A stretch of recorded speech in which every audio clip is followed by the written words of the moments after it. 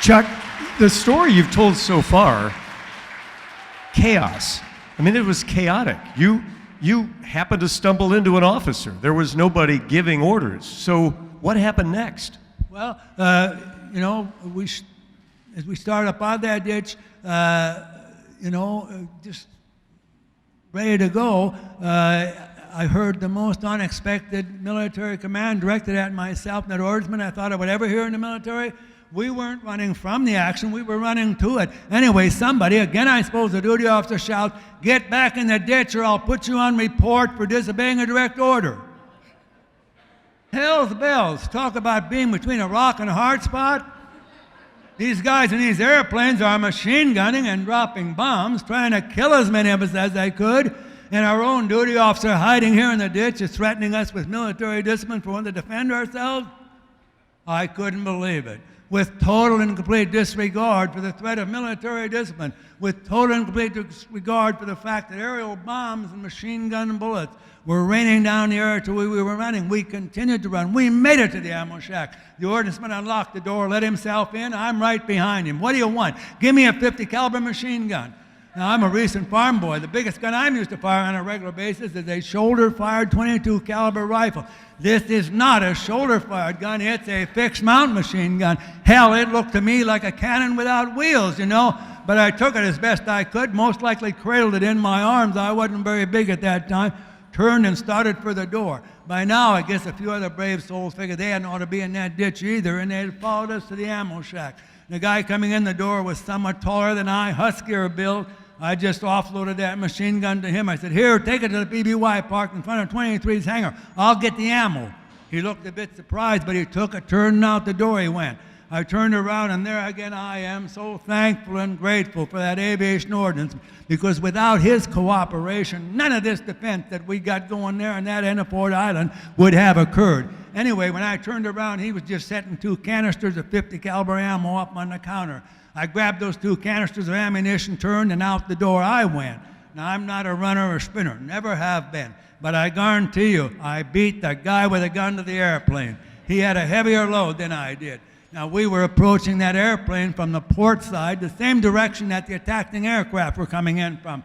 But the ladder to get into the airplane was hanging from the starboard gun blister. I ran around the backside of that airplane, set those canisters down, started up the ladder. I don't think I got more than a couple of rungs when it dawned on me, hey, if you get inside this airplane, are you going to be strong enough to reach down and pull that big old gun up inside? I don't think so. So I jumped down off the ladder just as the guy with the gun got there. I said, "Give it to me. You get up inside. I'll hand it to you." Boy, he chopped up that ladder, jumped inside, turned around, reached down. I got the gun to him somehow, most likely muzzle first, which is the lightest end, but which is also a safety no-no. But I don't think either one of us were thinking about safety right at that time.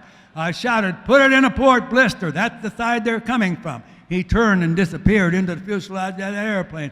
I grabbed a canister of that ammo in my right hand, guided myself up the ladder with the left hand, set it inside the airplane, back down, got the second canister back up the ladder, set it inside, jumped inside that airplane, picked those 2 canisters up, turned, stepped across to the port gun blister just as he was swinging that mounted gun out and locking it in firing position. I set the canisters down under the gun, flipped the lid open, come up the end of the belt, ready to load, thinking he'd have the breech open. But he was just standing there staring skyward.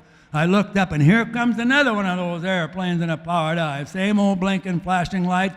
Now I'm only hearing popping sounds, which I was later told were some of those machine gun bullets passing through the fuselage of that airplane we're in. Big old bomb hanging there in the bottom, man, I'll tell you. I couldn't wait on this other guy to get his train of thoughts back together. I just reached over, slid the lock forward, threw the breech open, fed the end of the belt in the loading mechanism, slammed the breech shut, grabbed the charging pin, pulled it back, let it go. Bam, we get around the chamber, shoot, I shouted, and he pulled the trigger.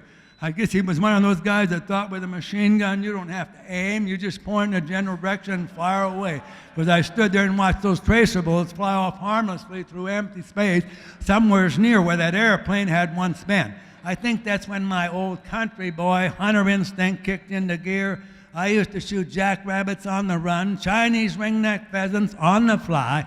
Nah, not with a shotgun, with a 22 caliber rifle. I knew that you had to aim and put that bullet where the target would be when the 2 of them came together.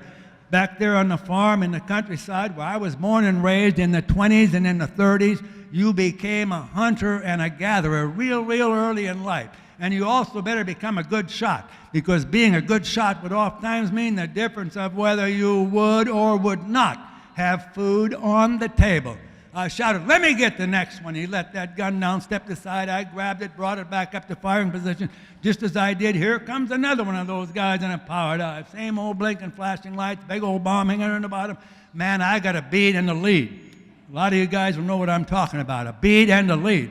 I continued to lead and squeeze that trigger. I continued leading and firing all the while that airplane came down, completed its power dive, pulled out into level flight and passed just overhead. I watched those tracer bullets fly through the air, and it looked like every one of them went right into the round opening on the front of that old air-cooled radial engine dive bomber, then stitched the stitch right down the fuselage. Now I know that there are many, many people here today who know and remember that following each one of those tracer bullets, there were 4 regular bullets. Another tracer, 4 more regular bullets. So I know here and I know here that I did some damage to that aircraft. But you're not going to be watching him to see what happened to him. He's going away. He's no longer a threat.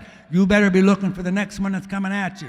I bring that gun back down. I'm looking for another one in a power dive, but I don't see any power dive. Oh, there's one. There's one out over the channel, maybe 2 city blocks away, well within the range of a 50 caliber machine gun. He's not in the power dive, but a steep banking and descending left turn as though he's lining up to make another machine gun run on us.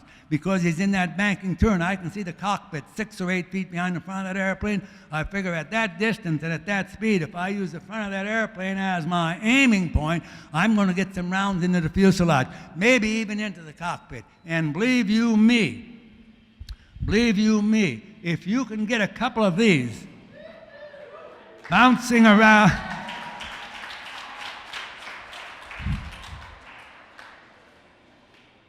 if you can get a couple of these bouncing around inside that cockpit with that pilot, you're going to give him something else to think about besides coming back and machine gunning you a second time. I maintained that lead, squeeze your trigger, brrr. I don't think I got off more than about 6 or 8 rounds, but I saw at least 2 of those tracer bullets disappear into the fuselage of that airplane just forward of the cockpit. And when they did, that airplane did an abrupt rolling right turn and was gone from my field of fire.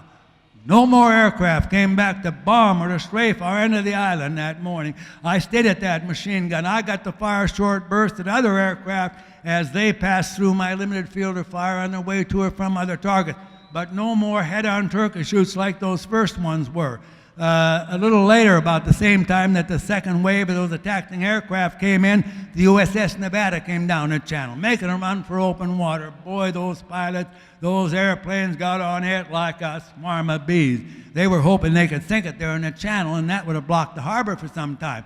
I got to fire short bursts at some of those aircraft as they, too, passed through my limited field of fire. But by now, our own aircraft parked on the ramps and on the apron, and an adjacent hangar, Building 6, Hangar 1, all of which were between where I was firing from there in front of Building 54 and where the Nevada ended in the area of Hospital Point. Those aircraft in that hangar was beginning to burn so fiercely, putting up such heavy clouds of black smoke that it just obliterated that field of fire. 50 years later, I was listening to a news broadcast from Pearl Harbor. It seems that year that they had made a special effort to locate as many of those pilots as they possibly could who had participated in that raid at Pearl Harbor, who were physically able to travel. They had brought them back to Pearl Harbor for that 50th anniversary. They were interviewing them, and they asked this one pilot, "What part did you play in that raid?" Listen carefully to this. He said, "I was the lead pilot of a group of 9 aircraft. Our assigned targets were the airplanes and the hangars on Ford Island." That's where I was. He said, "When I went in for my first run, machine gun, dropped my bomb, I didn't see a soul. It was like the whole island was asleep." But he said, "We were surprised how fast they reacted, because by the time I had came around and was lining up for a second machine gun run, there was so much fire coming up that I turned and went elsewhere." Oh, how I would have loved to have talked to him. There's the guy that dropped the very first bomb to fall at Pearl Harbor that morning. That's the guy that dropped the bomb that got to me physically spilt of my blood, most likely the very first blood to fall at Pearl Harbor that morning. But in spite of that, I like to think that I'm the guy that got to him with that on-target 50 caliber machine gun fire.